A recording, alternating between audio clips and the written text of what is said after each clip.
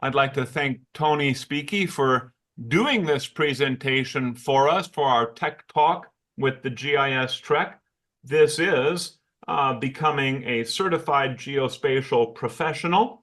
And Tony comes to us from Missouri. He is the executive director of the GISCI, or Geographic Information System Certification Institute. Boy, that is a mouthful. It is much easier to say GISCI. And Tony's been involved with GIS for 30 years, 30 plus years, Missouri Department of Conservation. He's an active member of the Missouri Geographic Information Systems Advisory Council, NISGIC, Missouri GNB. And you know, Tony, you told me what that is already, but I did not jot it down correctly. But look at this. There's just so much. Tony's been so involved in this profession of ours, the National Geospatial Advisory Committee, as well as numerous things in Missouri, including their urban search and rescue. And Tony doesn't spend all of his time doing just GIS work. Apparently, Tony is also a sports fan, and I see that he is a fan of the world champion, as he notes here, Kansas City Chiefs. Tony, thank you very much for doing this presentation for us. I'm going to stop taking up time and turn the floor over to you. And thank you very much once again. Thank you very much, Keith. Thanks for having me. Good afternoon, everyone. It's an honor and a privilege to be here. And I got a lot of material, so I'm going to just jump right in and talk to you a little bit about GISCI, the GISP process, who we are and what we do, and what our certification means. So just kind of starting at the very beginning, the GISCI, we're a not-for-profit group. We basically promote the GISP, or the GIS Professional Certification, to the GIS community. And we've been doing it for about 20 years now. Like I said, we are a not-profit organization. We're located here in the States. Our headquarters is actually in just outside of Chicago, Illinois, but our staff all work remote. And there's really only 2.5 of us, so we are a relatively small group. We have GISPs in over 59 countries. So even though we're based here in the States, we are an international organization in that regard.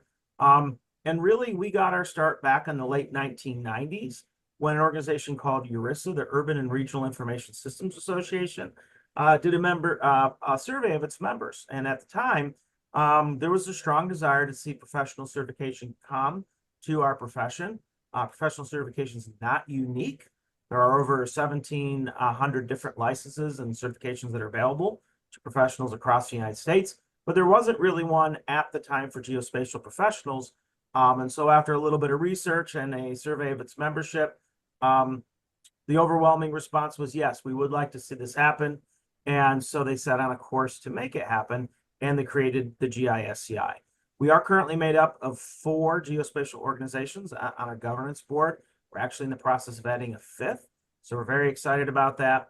And then we also have a GISP elected board member. So the GISPs themselves get to elect a board member to represent them on our board of directors, just to make sure that we're getting proper representation of the entirety of the geospatial community. So let's talk a little bit about the GISP process first. So what are the requirements and the costs for new and recertifying GISPs? So our certification follows the standards that most professional certifications in the United States follow. One is that we have a portfolio, 2 is an exam, and then 3 is our ethics piece. So there's actually 3 components to our professional certification. Most, if not all, certifications require a portfolio, and the vast majority, but not all, require the exam. But the exam is very common. And so essentially our professional certifications, no different than any others, except for a fact, of course, it's unique to the geospatial industry. So to become a GISP, you have to successfully complete and submit a portfolio. You have to successfully take and pass a geospatial knowledge exam, and then you have to agree to abide by a geospatial code of ethics. Those 3 pieces are what will get you your GISP. Should you desire to continue that GISP, after 3 years, you have to recertify. When you recertify, you only need to submit a portfolio and an ethics statement. So you have to continue to agree by that code of ethics. You do not need to take the exam as long as you keep your GISP current.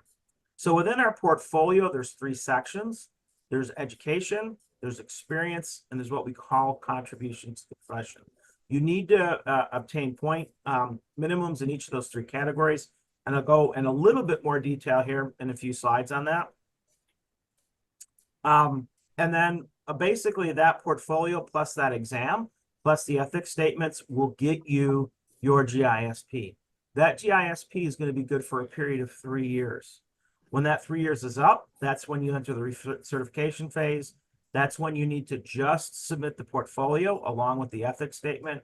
And your portfolio is only going to require 2 of those 3 categories, experience and then contributions to the profession. I'm sorry, education and contributions to the profession. You can use experience points, but those are supplemental, they're not required. So you do not actively have to be working in our field to maintain your certification, but you have to continue to invest in yourself and invest back in the geospatial community to actually keep your recertification.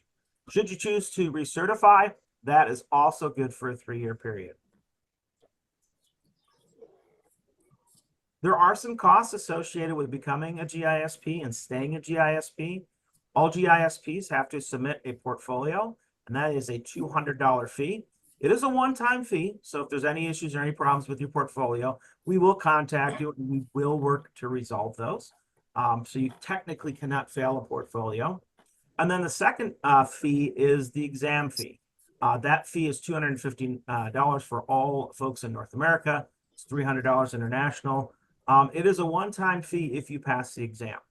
If you do not pass the exam, you can take it again, but you do have to pay that exam fee a second time. Once you become a GISP, all GISPs have to pay $95 a year to keep their certification.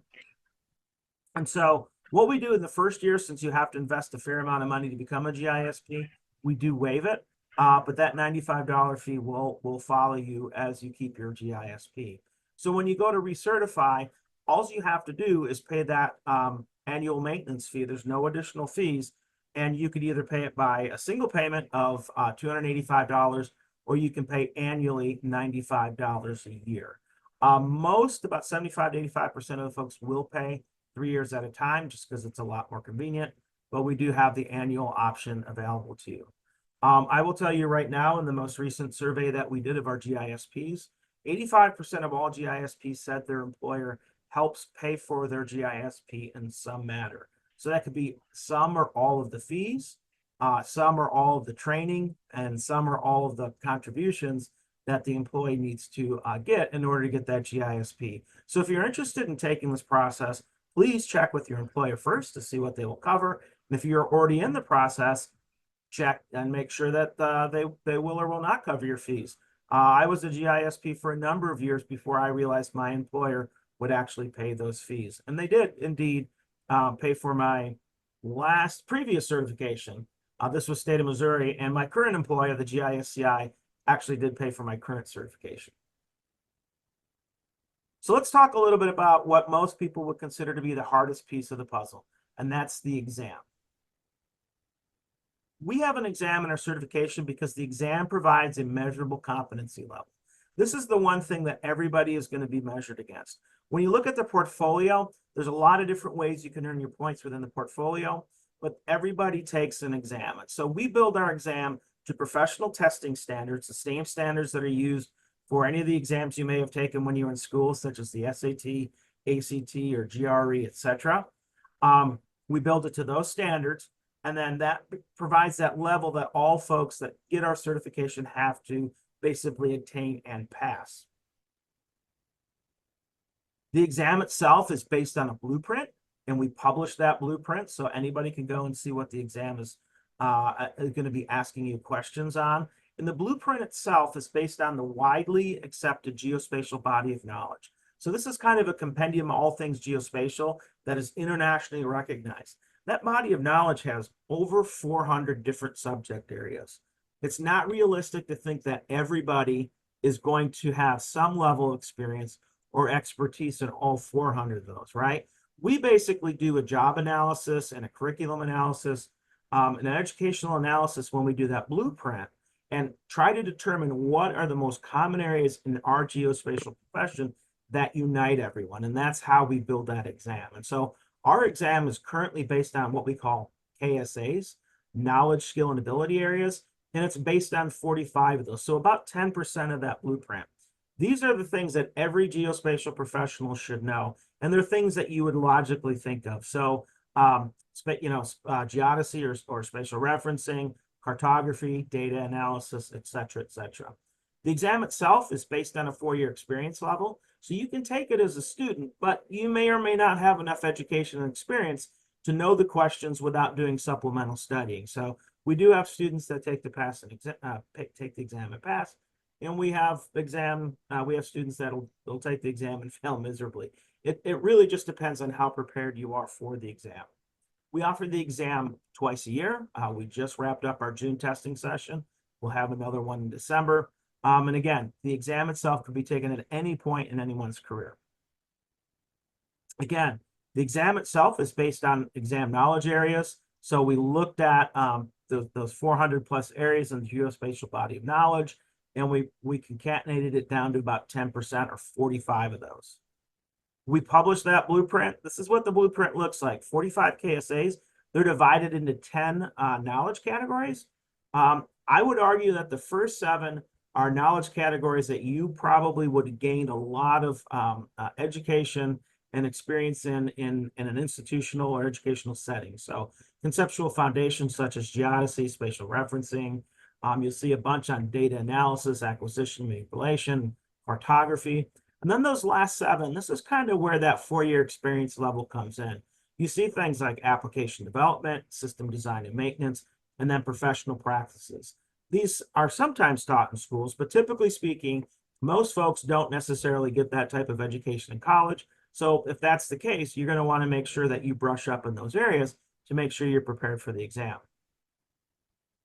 This is just a little bit of a breakdown showing you those KSAs. So the 45 KSAs I talk about, here's an example of those in 4 of our knowledge areas. So the actual KSA itself is at 101, 102, 103, 104. So again, this is published. We basically tell you where the questions come from. We just don't tell you what the questions are. The exam is taken at an official testing center, consists of 100 multiple choice or multiple response questions. We're getting rid of those multiple response questions, but if a few of them still linger. Then we have some additional non-scored questions that are thrown in there, and that's just part of the standard practice. And then here's the part that nobody likes and we're dealing with right now. At the completion of your exam, we wait until it's completely done, and then we will go through a process called psychometrics, where we score all of your exams. This is what's done in every professional test. It's designed to make sure that every test center administered the exam properly. So it's going to typically take us about 3 to 4 weeks to get you your exam results back. And I know nobody likes that. We don't like it either, but that's the best way to do this and ensure the most fair results. Best way we could tell you to prepare for the exam is that there is no way to prepare for the exam that works for everybody. We encourage you to take a look at the blueprint, do a self-assessment, find out where your weaknesses are, and use those as kind of a study guide, an area in which you need to emphasize more time, and do the studying and prepare yourself for the exam. So basically find your knowledge gap and fill it. We offer a lot of exam preparational materials that are all available on our website. You can see the link right there. We have a bunch of supplemental materials that have come from others, but we have 2 study guides. One is an official study guide that we recently created. One is an unofficial study guide that we did not, but it's a great document. And those are all available to you on the website. We also have 2 official practice exams. One is available for free. The other one is available for a small fee of $30. Both exams are 50 questions long. They're both based on retired questions from the GIS data bank. So these are questions that were asked in the past, but have been retired out. And both exams are based on the blueprint. So it's basically a half of an actual exam. So 50 questions versus the 100, but they are based on that blueprint. So you should see questions from each one of those 10 knowledge areas. The one that's available online is available for a fee of $30. And what you get is you get 2 attempts at the exam. and both are graded against the blue. Bruce said he drove by the goods Take and the that's other free exam, you're essentially just going to be grading yourself, and that's the I big looked into difference. that yesterday. So maybe do you want to give them a call and just say, hey So our guys. next exam will be held in December. I mean, I'm sure it'll And come we'll have good, more but information available as that date Right. gets closer. Mm. So shifting gears a little bit, the second big piece of our certification is the portfolio. And the portfolio process is very easy to get started. You just simply go to our GISCI website, register and create an account. it was and then mentioned. Go ahead and It was start adding mentioned. your information. There is Somewhere, no yeah, cost in the for documents. you Yep, to set up or Yep. start entering your portfolio information. absolutely. Yep. You only pay for the portfolio when you actually submit it and we review it. You do have to upload some documentation, so it's very helpful to have that documentation available. But the portfolio is a work at your own process, work at your own schedule process. So every time you add something to the portfolio, it's automatically saved, so you can always come back at a later date. Again, you create the portfolio. When you want to get back to it, log in online, you'll find those three sections: education, experience, and contributions to the profession. There's actually a fourth I'll talk about here in a second. And each one of these sections is based on a graphical user interface in which you'll enter information and you'll be prompted. So for instance, if you're going to add an academic degree, it's going to ask you what institution, what type of degree did you get, when was it awarded. There'll be a box for supplemental information. And then you'll have the ability to upload your official transcripts and documents for that section. So we will give you points based on any type of education that you receive. We count any degree, and then we count any type of supplemental education that falls within the geospatial body of knowledge. So this will include any academic coursework that you've taken, non-accredited coursework such as classes from Esri or other software providers or other institutions, conferences, webinars. Like I said, there's a whole bunch of different ways you get those education points. Typically, most folks will use their college experience to gain the most. Second piece is professional experience. Every applicant needs 60 points of professional experience, and that roughly equates to 4 years of full-time equivalent experience. And that is one of the requirements. You do have to be working within the industry for 4 years. You don't have to wait for 4 years to start the process. We do have a couple folks that have taken and passed the exam, and they're just waiting for that 4th year to get under their belt to get that certification. Then the third piece of the puzzle is our contributions to the profession. There's 8 different categories and 8 different ways to earn these points. What does contributions to the profession mean? Basically, we view that our certification as an opportunity for you to invest in yourself and for you to invest in in the profession. The only way our profession moves forward is if we have folks like Keith who set up the seminar so that folks can learn and grow. And so within the contribution section, you can earn points by any type of publication, from anything from a book to a newsletter article, being involved in professional associations, actually helping run conferences, not participate in them, but help run them, teach workshops, teach classes, volunteering, actually present at a conference, a poster, a paper. And then we have a couple other things that fall in the other contributions. So you do need to earn 8 points in that category initially to become a GISP. Portfolio is done completely online. You have point minimums in each category and a total of 150 points across all of it. Once you get your points, you could stop. It's not designed to be a be-all, end-all resume.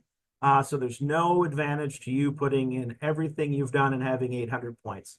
We treat every portfolio the same as long as it has that 150 point total, and in each category, it's going to be approved.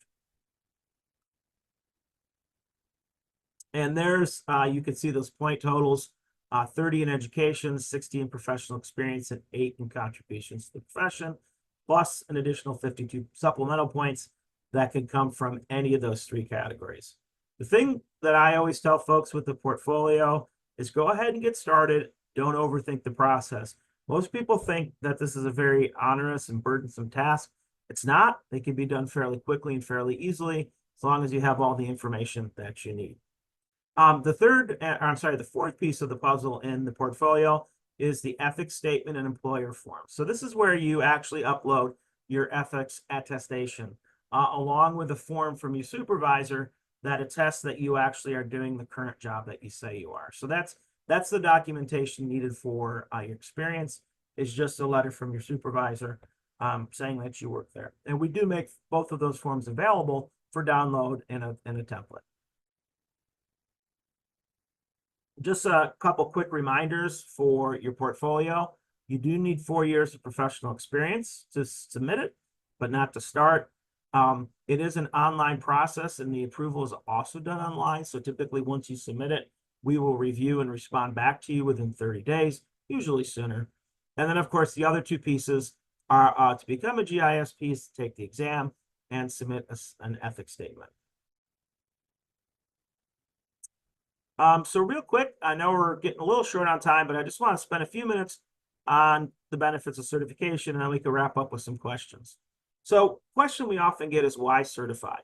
Basically, professional certification is a process by which a person exhibits that they've acquired the skills, the knowledge, and the abilities to perform in a specific profession. It's a part of any profession. Biggest difference for us geospatial folks, haven't been around a long time. When you look at our peers in engineering and surveying, those are licensed professions. They've been at it for a long time, and so they're much farther into the profession than we are. So certification is still a little unique to geospatial, but we're a young industry. In order to actually be a profession, which we are now, self-awareness, body of knowledge, social ideal to unified professionals, Hall of Fame, Code of Ethics. Geospatial has all those things, and that's why we are what we are as a profession. The common elements of certification is it's awarded by professional organizations, that the GISCI. It's the confirmation that you possess specific knowledge or skills needed to do a job. That is your portfolio and your test.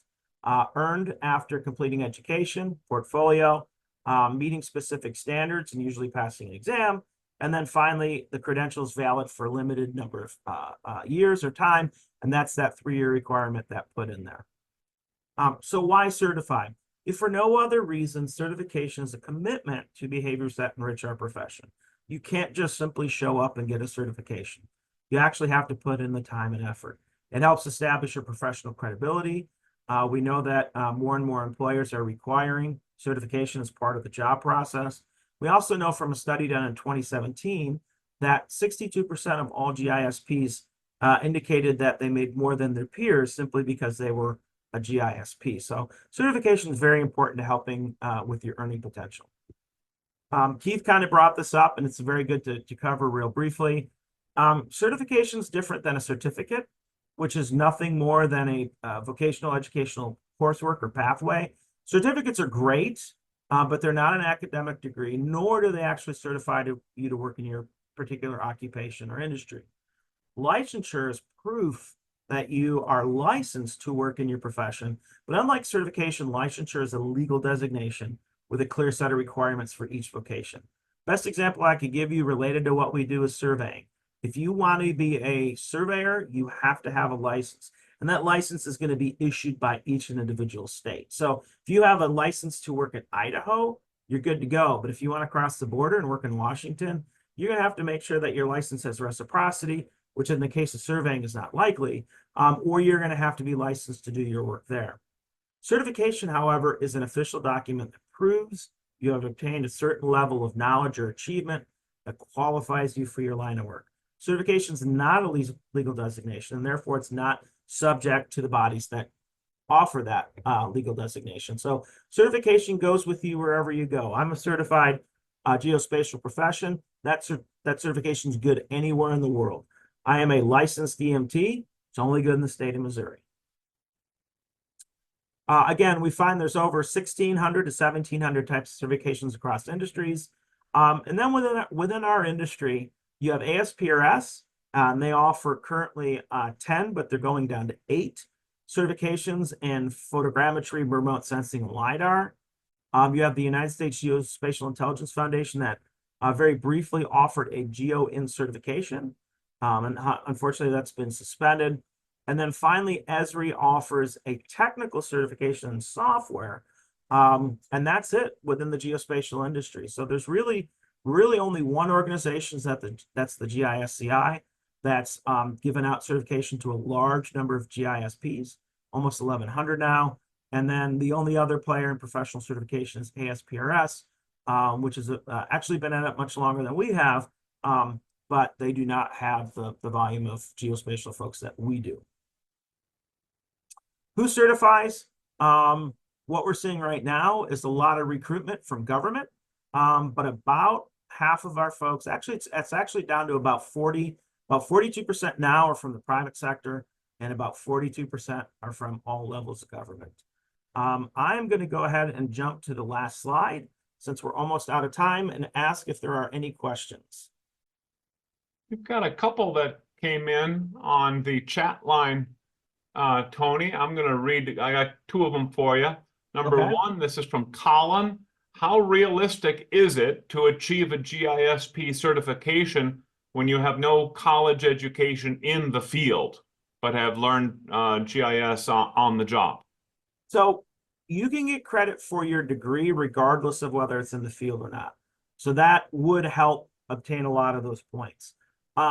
We do have a fair number of GISPs that do not have a degree. The challenge is you just have to have the educational points. But that's not a barrier. It just means that you have to have obtained your education elsewhere. But if you have a degree in underwater basket weaving, that actually counts towards the GISP. Your coursework in basket weaving would not. The coursework itself has to be geospatial related. And so that is one thing you can double dip. So if you have a geography degree, you get a certain number of points. Then you would also get points for all the classes that you took. So that makes it relatively easy for somebody with either a four-year or graduate degree and coursework to get those educational points.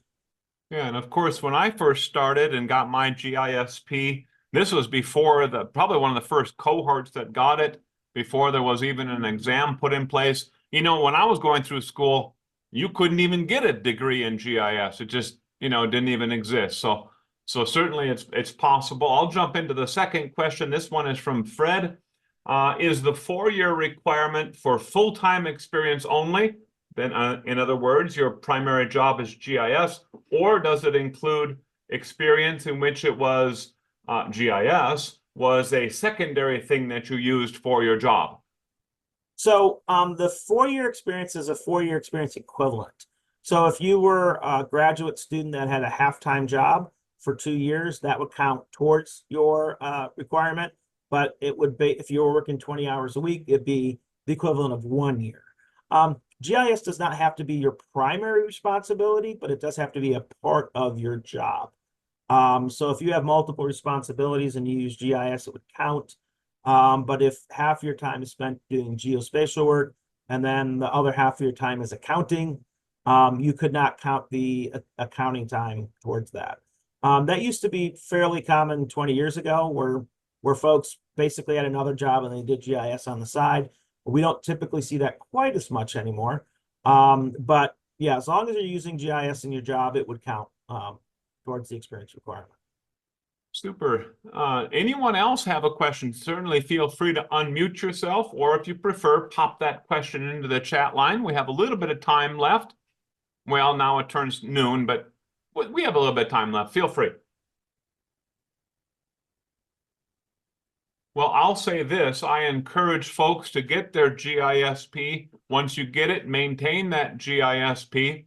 If you're a recent graduate or going to be graduating soon, I really recommend that while testing is in your blood, go ahead and get that exam knocked out. That's going to be easier for you, I think, at that point. A question came in here from Jacob. As the industry and technology develop more, will the portfolio require new knowledge, skills, abilities, or is the portfolio specific to an individual's work? So the portfolio itself is specific to an individual's work, and anything that falls within the geospatial body of knowledge counts in that portfolio. So as our industry evolves and develops, those things will count in the portfolio. The exam itself is based on a blueprint, and that blueprint's updated every 3 to 5 years. So as our industry evolves, so will the exam. But I don't expect you'll see a lot of the items that are a little more on the fringe. Like for instance, drone mapping and drone flying is very common in our profession, but not everybody does it. And so you're not likely to see, very specific questions on drones, but you might see a question on data privacy or a question related to how data is collected. That is a little bit more common. So yes, we are evolving along with the industry and its growth. Just a couple more questions, Tony. Are the best study materials linked on the website, GISCI website? We put up as much as we can. I would argue most of it is linked there, but there are some other resources that, like Teach Me GIS teaches classes. We have that linked. There might be some other materials out there, and certainly study groups are another good way of getting information. And we hope to actually formalize study groups here in a little bit. But yeah, if we know about it, we will link it to our website. But I can't promise you everything's there because we don't know about everything. Right on. And we're going to do one more question, if that's okay with you, Tony. Yep. For recertification, is the portfolio portion new, different points earned since the initial certification? I think that is the case. And then how many points are required for recertification? Okay, so for the first part of the question, we added an exam. Actually, it's been 10 years. So when the exam was added, the portfolio itself was streamlined a little bit and made significantly easier. So prior to the exam, the portfolio was much more rigorous. But after the exam, the requirements were eased. The points are still the same. You still have to have the same number of points as the pre-exam GISPs. However, the ability to obtain them is much, much easier. Recertification portfolios only 24 points. So 6 required in education, 6 required in contributions, and then 12 additional supplemental points, which are easily obtained through experience if you're currently working. And the point values actually are higher for recertification. So the reality is you only really, if you go to like one conference a year or one series of training, and you're involved with a professional organization, and you present once in 3 years, you can get your recertification. Recertification is designed to be easy because it's designed to keep you investing in yourself, education, and investing in the profession, which any professional should be doing as part of their professional growth and development. Very good. Well, thank you once again, Tony. I think that's great information. We had a good crowd here today. And once again, I will be posting the recorded version of this. So if you know of someone who missed this presentation, forward it along to them so they are in the know about how to gain their professional certification. Everyone, we're at the top of the hour, a couple minutes beyond it. I thank you all for sticking with us. Tony, thanks once again for doing this presentation for us. Have a good day, everyone. Talk to you in July.